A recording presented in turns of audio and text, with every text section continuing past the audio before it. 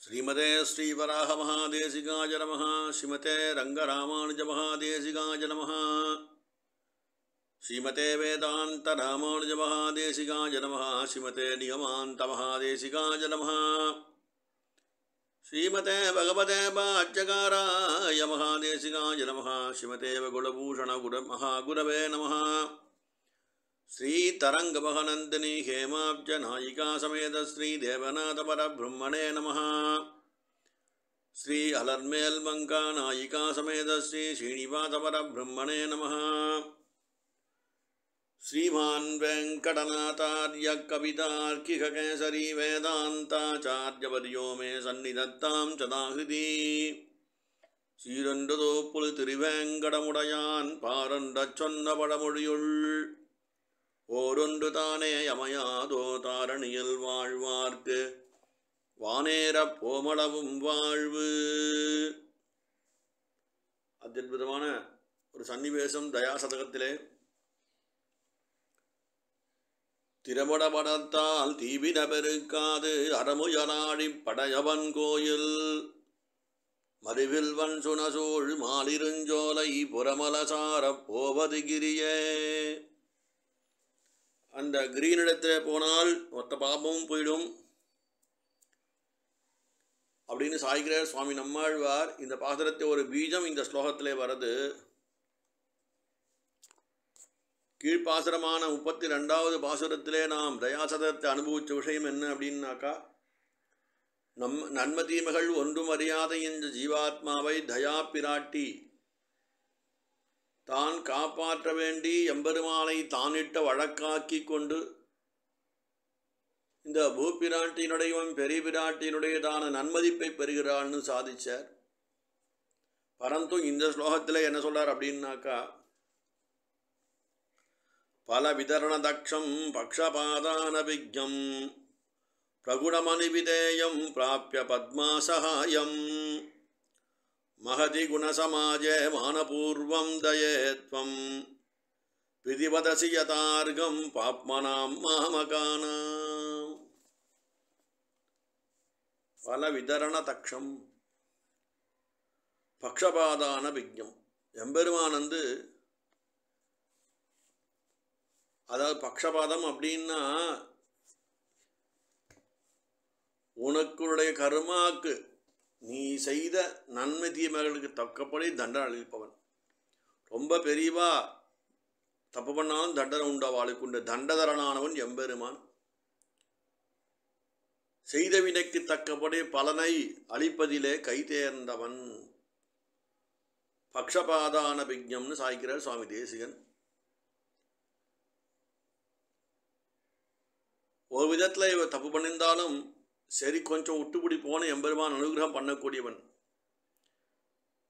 பக்ஷபாதம் என்பதையே அறியாதவனும் உயர்ந்த குணசீலனுமானவன். குணங்களிலெல்லாம் உயர்ந்த குணங்கள்லாம் லோகத்தில் எங்கே இருக்கோ அத்தனை குணங்களையும் தன்னகத்தே கொண்டவன். சொல்லினால் தொடர்ச்சி நீ சொல்லப்படும் பொருள் நிம்மி என்றபடி அநேக விதமான குணங்களை உடையவன் இந்த திருவேங்கடமுடையான். லோகத்துக்கே பெரிய நியாயாதிபதி, பெரிய சுப்ரீம் கோர்ட் ஜட்ஜாக இருக்கக்கூடியவன். அவனை இந்த ஜீவாத்மா அணுகும்போது அவனுடைய நியாய சபையிலே ஏதோ ஒரு தப்பு பண்ணிடுத்து எம்பெருமான் நமக்கு விவாதம் பண்ணி ஒரு தீர்ப்பை கொடுக்க போகிறான். அந்த சபைக்கு கொண்டு இந்த ஜீவனை நிறுத்துறா. அப்போ எம்பெருமானை பார்க்குறோம். எம்பெருமான் தண்டதரன்னு தெரியும். அதே சமயத்தில் கொஞ்சம் விட்டு பிடிப்பான். இப்படி இந்த அவனுடைய அந்த கோர்ட் ரூம் இருக்கே, நியாயஸ்தலம் இருக்கே, அந்த ஸ்தலத்தை அநேக விதமான ஜட்ஜுக்கள்லாம் இருக்கா. நமக்கு எதிராக சொல்லக்கூடியவா, இவன் இந்த பாபம் பண்ணான், இவன் இந்த பாபம் பண்ணான், இவன் பகவத் அபச்சாரப்பட்டான், பாகவத அபச்சாரப்பட்டான், இப்படியெல்லாம் நம் செய்த வினைகளை மொத்தத்துக்கும் எம்பெருமான் திருமுகத்தில் எடுத்து சொல்கிறதுக்கு நிறையா வக்கீல்கள் அந்த சபையில் இருக்கா. எம்பெருமானும் அவள் சொல்கிறதெல்லாம் தான் கேட்டுண்டு அதை ஒரு சீர்தூக்கி பார்த்து தான் எம்பெருமான் இந்த நம்முடைய கேஸுக்கு ஒரு தீர்ப்பை அளிக்க வேண்டும் இல்லையா. ரொம்ப பெரிய நீதிமன்றம் எம்பெருமானுடைய தீர்ப்பானது என்றைக்கும் தப்பாக இருக்காது. அப்படின்னு சொல்கிறா, வாக்கியாத்தாக்கள் சொல்கிறா. இந்த ஸ்லோகத்தில் ரொம்ப அற்புதமான விஷயம். ஒரு நியாயஸ்தலத்தினுடைய அந்த ஸ்தலத்தை நடக்கக்கூடியதான ஒரு விஷயத்தை சுவாமி தேசிகன் இங்கே ரொம்ப இந்த ஸ்லோகத்தை அற்புதமாக அமைச்சு காட்டுறார். பெரியவா வியாக்கியானத்தில் என்ன சொல்கிறான்னா, இந்த ஸ்லோகத்துக்கு நிகரான ஸ்லோகம் எங்கேயுமே காண கிடைக்காது. அதாவது நீதிக்கு தக்கபடியான பலத்தை அளிக்கும் திறனுடையவன் நம் எம்பெருமான்னு சொல்லி, நியாயம் வழங்குவதிலே பக்ஷபாதம் என்பதையே காணாதவன் அறியாதவன் என்று சொல்லி, நல்ல திரளுடைய நாதனும் அப்படின்னு சொல்லி, வாதங்களை நன்றாக கேட்டு இந்த யார் எந்த பக்திக்கு எதிராக இந்த கேஸ் நடக்கிறதோ அந்த ஜீவாத்மா பயப்படாமல் இருக்க செய்தையும், உன்கிட்டத்தில் எம்பெருமான் நெருங்கியும் தன்மை உடையவன். அப்படிப்பட்ட ஒரு பெரிய கேஸ் நடக்கும்போது நமக்கு எதிராக நாம் செய்கிற அந்த பாவங்களை அவன்கிட்ட எடுத்து சொல்கிறதுக்கு ஞான சக்தியாதிகள் என்று நம்முடைய வழக்கறிஞர்கள்லாம் இருக்கா. அவள்லாம் எடுத்து சொல்கிறா, இவன் இந்த பாவம் பண்ணா இந்த புண்ணியம் பண்ணான்னு எம்பெருமான்ட்ட சொல்கிறதுனாலே அவன் எம்பெருமான் நாம் பண்ண விஷயங்களை சீர்தூக்கி பார்த்து நமக்கு தக்க பலனை தண்டனையோ இல்லை பெருமாள் ஒரு சுகுதத்தையோ கொடுக்க போகிறான். ஏன்னா அவன் தான் பெரிய ஜட்ஜாக இருக்கான் அந்த இடத்துல. அப்படிப்பட்டவன் என்னென்னா, சீரிய சிங்காசனத்திலிருந்து யாம் வந்த காரியம் ஆராய்ந்து அருளேலோர் எம்பாவாய் அப்படின்னு பிராட்டி ஆண்டாள் பிராட்டி பிரார்த்தனை பண்ணுறா. அதுக்கு தக்கபடி எம்பெருமான் ஆசனத்திலே அமர்ந்து அந்த ஜட்ஜோட அந்த ஸ்தானத்தில் அமர்ந்து எம்பெருமான் இந்த கேஸை விசாரித்து தீர்ப்பு கொடுக்க போகிறார். ஏன்னா நடந்துட்டு ஒரு வார்த்தை சொல்லுவதும் தனியாக இருக்கும்போது வார்த்தை சொல்லுவதும் வார்த்தை பிழண்டு போயிடும், சத்தியம் மாறிடும்.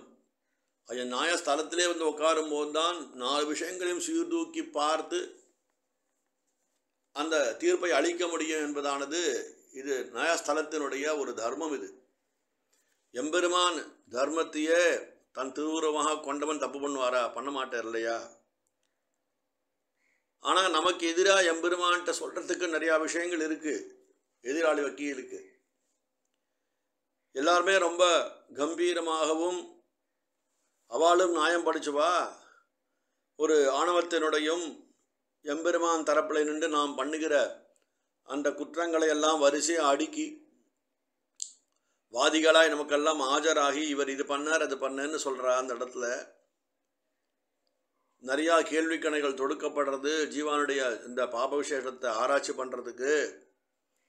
அப்படி ஆணித்தரமாக அவள் பேசும்போது நம் பக்கம் பேசுவதற்கு ஒருவரும் இல்லையே அப்படின்னா, யாரோ ஒரு குற்றம் பண்ணாதவன் பாவம் மாட்டின்ட்டான்னா அவனுக்கு ஒரு வக்கீல்னா அரசாங்கமே ஒரு வக்கீல் ஏற்படுத்தி கொடுத்து அவன் பக்கம் வாதிட ஒரு வாய்ப்பு கொடுக்கும் இல்லையா? அந்த மாதிரி ஒரு சமயத்திலே இந்த ஜீவாத்மா அகப்பட்டு கொண்ட காலத்திலே இவனுக்கு இவன் பண்ண திறத்திலே ஏதாவது ஒரு கிஞ்சிதபி நம்ம உபகாரம் பண்ண வேண்டும் என்ற ரீதியிலே இந்த தயாதேவி இருக்கா பாருங்கோ. இந்த தயாதேவியானவள் ஒரு லேடி அட்வொகேட்டாக என்ன பண்ணுறா, டக்குன்னு நம்ம பக்கம் பூந்துக்கிறா. தான் எழுந்து நிற்கிறா கோர்ட்டில். எப்போ ஒரு குற்றவாளிக்கு வாதிடுவதற்கு அவன் பக்கத்திலே வாதிடுவதற்கு ஒருவரும் இல்லாத போது அந்த நீதிமன்றத்தில் இருக்கக்கூடியதான அந்த சபையிலே எத்தனையோ வக்கீல்கள்லாம் உட்காந்துருக்கா. திடீர்னு ஒரு ஸ்திரீ வக்கீல் எழுந்து நான் அவர் தரப்பிலே வாதிடுகிறேன்னு சொன்னால் எப்படி இருக்குமோ, ஒரு சபையை ஒரு ஆச்சரியத்தோடு அந்த ஸ்திரீயை பார்க்கும். அப்பேற்பட்ட ஸ்தானத்திலே இந்த ஜீவாத்மாவை ரட்சிப்பதற்கு இவன் தரப்பிலே தான் ஒரு குரல் கொடுப்பதற்கு அந்த தயாதேவி தானே திருவுள்ளம் உவந்து ஒரு பெண்ணுடைய வழக்குரைஞியாக எழுந்து நின்று நான் வாதிடுகிறேன் எம்பெருமானிடத்தில் சொல்லும் போது அந்த சபையே ஒரு திக்கு முக்காட்டி போகிறது இல்லையா? அதுதான் சாய்க்கிறாருங்க. இப்படி தயாதேவியானவள் தன்னை ஒரு வழக்குரைஞியாக தன்னை உருவகப்படுத்தி கொண்டு இந்த ஜீவாத்மா பக்கலிலே அந்த குற்றமும் இல்லை என்ற ரீதியில் எப்படி காகாசுரனுக்கு கூட விராட்டி வந்து உழி பழச்சு போறான்னு ஒரு அனுகிரகம் பண்ணி எம்பெருமானிடத்திலே ஒரு வாதிட்டு பண்ணாலோ, இவன் சரணாகதி பண்ணிட்டான்னு சொன்னாலோ, அதே போல என்னுடைய திறத்திலே இந்த தயாதேவியானவள் தான் எழுந்து நின்று எனக்கு வாதிடுவதற்கு ஒரு துணையாக எழுந்து நிற்கும் போது இந்த சபையை ஸ்தம்பித்து போகிறது அப்படின்னு சொல்லி சுவாமி தேசிகன் இங்கே வந்து சாய்கிறார். அப்படி தான் தயாதேவியானவள் நம் பக்கலிலே வாதிட்டு நமக்கு எந்த ஒரு அபவாதமும் வராமல் இவன் நல்லவன் சத்புருஷன் சொல்லி இவன் வந்து ஒரு ஆச்சாரியனிடத்தை ஒரு பிரதிபக்தி உடையவன், ஏதாவது தப்பு பண்ணியிருந்தாலும் ரட்சிப்பதற்கு எம்பெருமான் கடமையாச்சே அப்படின்னு எம்பெருமான் ஆண்டு சம்சயம் பரோதர்மகா என்ற ரீதியிலே எடுத்து சொல்லி நமக்கோசரம் ஒரு பிரதிவாதியாக இந்த நியாயஸ்தலத்தில் எம்பெருமான் திருவுள்ளத்திலே வாதாடி நமக்கெல்லாம் இந்த பாபத்திலேருந்து விடுதலை அளித்து முக்தி பெறுவதற்கு ஒரு ஹேதுபூதையாக இந்த பிராட்டி ஒரு பெண் வக்கீலாக இருந்து கொண்டு நமக்கெல்லாம் அனுகிரகம் பண்ணுறான்ட்டு பெரியவா வந்து இந்த ஸ்லோகத்தை ரொம்ப அற்புதமாக அனுபவித்து சொல்லியிருக்கா. இந்த இடத்துல எம்பெருமான் சர்வஜனாக இருக்கான், சர்வசக்திமானாக இருக்கான், ஈஸ்வரத்துவம் இருக்குது, சமத்துவம் பார்க்குறான், கர்ம பலப்பிரதன்லாம் சாஸ்திரம் எம்பெருமான சொல்றது, அநேக விதமான குணங்களுடையவன். அப்படிப்பட்ட மகா சபையிலே மகா நீதிபதியாக எம்பெருமான் அமர்ந்து கொண்டிருக்கும் போது நாம் செய்கின்ற குற்றங்களையெல்லாம் நமக்கு எதிராக எடுத்துச் சொல்ல அநேக வக்கீல்கள் இருக்கும்போது இந்த தயா பிராட்டியானவள் ஒரு ராஜமகிழ்ச்சியான தயாதேவி வந்து என்னை காப்பதற்கு ஒரு விசித்திரமாக ஒரு எதிர்வாதம் செய்து அந்த சபையை ஒரு ஆச்சரியப்படுத்தி இந்த சாதாரண குழந்தையாக என்னை ரட்சிக்கும் பொருட்டு தானே நடுவிலே தன் நாணத்தை துறந்து தானே சபை நடுவே வந்து நின்று என்னை ரட்சிக்கும் பொருட்டு தான் எதிர்வாதிட்டு நம்மை எல்லாம் காப்பாற்றி ஒரு நல்ல ஸ்திதி அடையும்படி செய்கிறாளே, அப்பேற்பட்ட அந்த தயாதேவின் குணத்தை இந்த பாசுரத்திலே சுவாமி தேசிகன் தன்னுடைய நாணத்தையும் துறந்து சபை நடுவே வந்து பேசுகிறான்னு சாய்கிறார்.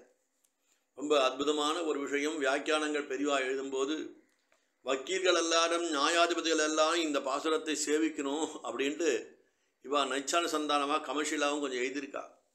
ஏன்னா அவ்வளோ இந்த தயாதேவி நமக்கெல்லாம் பண்ணக்கூடியதான ஒரு பரம புருஷகாரம் என்னன்னு நாம் தெரிஞ்சுக்கணும் அப்படின்ட்டு அவள் பிரியப்படுறா அந்த இடத்துல. அதனாலே சுருக்கமான கருத்து என்னன்னா, இவனுக்கு இந்த ஜீவாத்மாவுக்கு உறுதுணையாக தயா பிராட்டி இருக்கா நியாயஸ்தலங்களிலேயும்னு சொல்லி தேசிகன் காட்டாரடிய நீங்க.